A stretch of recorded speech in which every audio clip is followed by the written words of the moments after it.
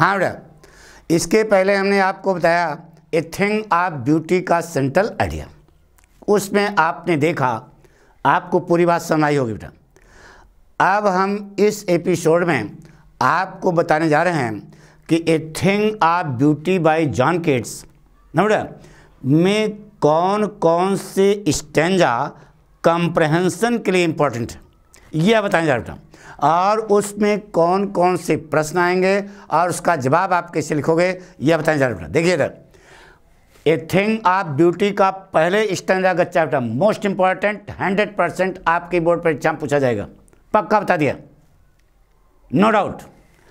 A thing of beauty से लेकर के ब्रीदिंग तक आएगा बेटा, ठीक है। ए थिंग ऑफ ब्यूटी से लेकर के ब्रीदिंग तक पार्ट तो आपने पूरा पढ़े होगा। अब उसमें क्वेश्चन आएगा बेटा कि what does the poet feel about a thing of beauty, what does the poet feel about a thing of beauty. जवाब देखो बेटा, लिखने का style, in the opinion of John Keats a thing of beauty is a joy for ever, a thing of beauty is a joy for ever, main point हो गया, because it gives us a sleep full of sweet dreams and good health. क्या line है बेटा, जोरदार हो गई। इस प्रकार से आप बोर्ड की कॉपी पर अपने लिखेंगे, ठीक है। इसी स्टैंजा का दूसरा क्वेश्चन आता है बेटा कि what does the poet mean when he says it will never pass into nothingness ना, what does the poet mean when he says it will never pass into nothingness, इतने का भावार्थ क्या है समझाना है बेटा।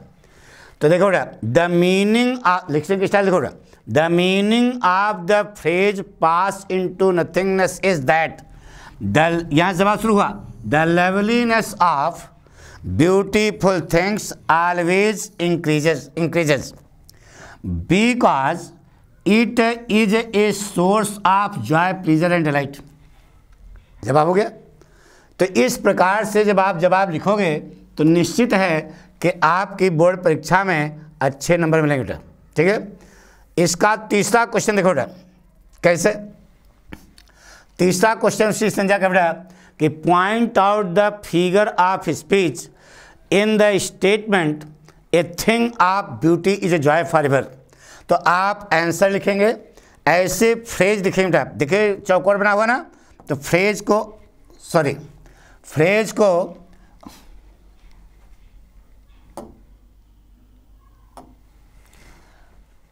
को अंडरलाइन कर देंगे, ठीक है। फिगर्स ऑफ स्पीच अंडरलाइन कर देंगे, ठीक है।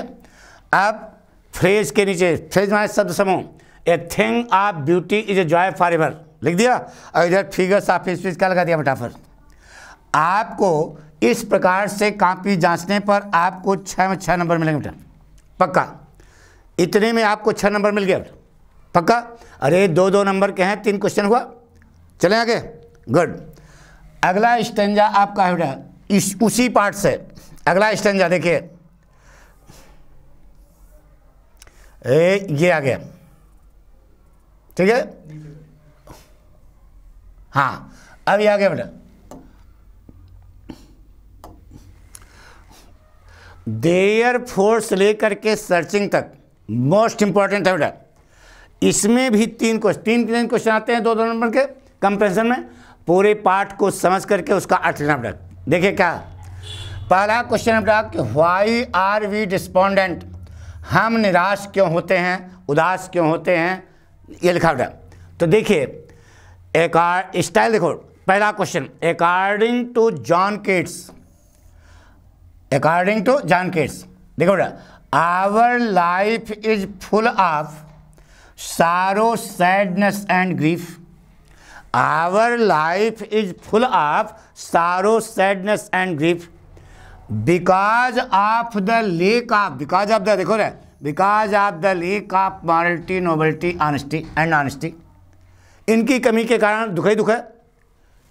There is disappointment, dejection and despair in our life, so we are डिस्पोंडेंट। बस जवाब हो गया बेटा, अब इससे सरल क्या लिखा जाए बेटा?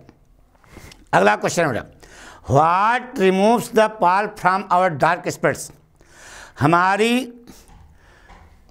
काली यानी कि वही धुंधली भावनाओं से कौन सा चीज़ है जो पर्दे को, काले पर्दे को क्या करती है, हटाती है?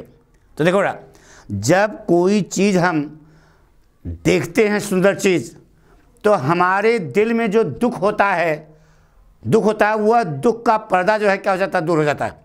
तो देखो कैसे लिखा बेटा, the sight of a beautiful things, the sight of a beautiful thing होगा बेटा, थिंग्स नहीं, the sight of a beautiful thing removes the pall of sorrow, removes the, pall माने पर्दा यार, removes the pall of sorrow and sadness from our dark spirit.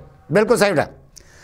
इसका तीसरा प्रश्न जो है वह देखते हैं बेटा, तीसरा प्रश्न इसका है, ये देखो,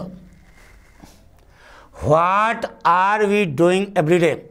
हम प्रत्येक दिन क्या कर रहे हैं, यह प्रश्न है। देखो बेटा, हम प्रत्येक दिन फूलों की माला पिरो रहे हैं ताकि हमारा भविष्य जो है और अच्छा बन सके। देखिए बेटा, वी आर वीविंग, हम बुन रहे हैं, द गार्लैंड, सॉरी,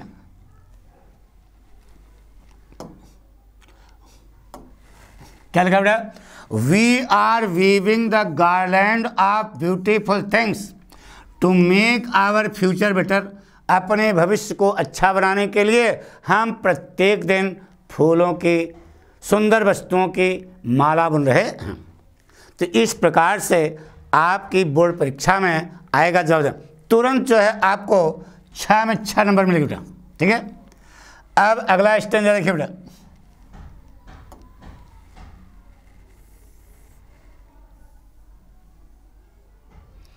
अगला स्टेंजा है अंतिम स्टेंजा। इसी पाठ का अंतिम स्टेंजा बोर्ड परीक्षा में आपके 100% पूछा जाएगा।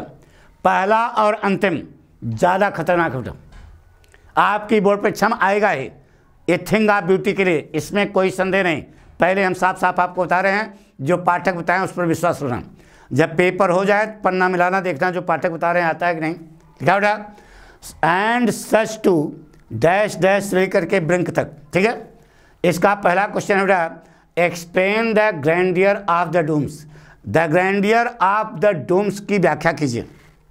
तो देखो बेटा, in the opinion of John kits,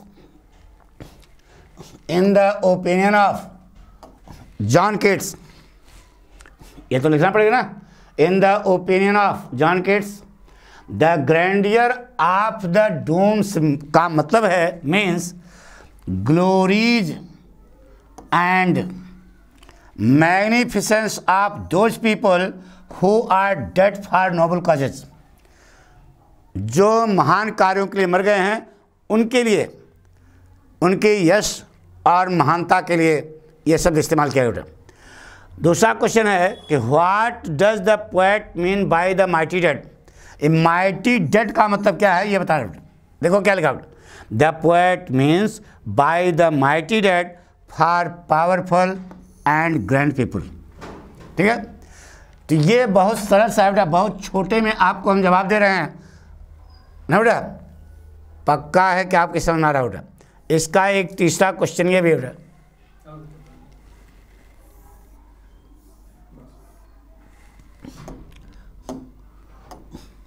इसका तीसरा क्वेश्चन है, right any one figure of speech that is use in the given extract. तो देखो बेटा आंसर ये इधर लिखना फ्रेज, क्या लिखना फ्रेज, और इधर फिगर्स ऑफ स्पीच अंडरलाइन कर देना। फ्रेज के नीचे an endless fountain of immortal drink, सीधे सीधे मेटाफर है, मेटाफर है, लगा दिया। तो इस प्रकार से जब आप लिखोगे तो आपको कंप्रहेंशन में 6 में 6 मिलेंगे बेटा, निश्चित है। अरे 10 नंबर के पट्टी आती बेटा, 4 नंबर का सेंट्रल आइडिया, 6 नंबर के कंप्रहेंशन, इसी प्रकार से आप लिख दोगे निश्चित। और ध्यान रहे, ए थिंग ऑफ ब्यूटी आपकी बोर्ड परीक्षा में 100% आना है। Thank you.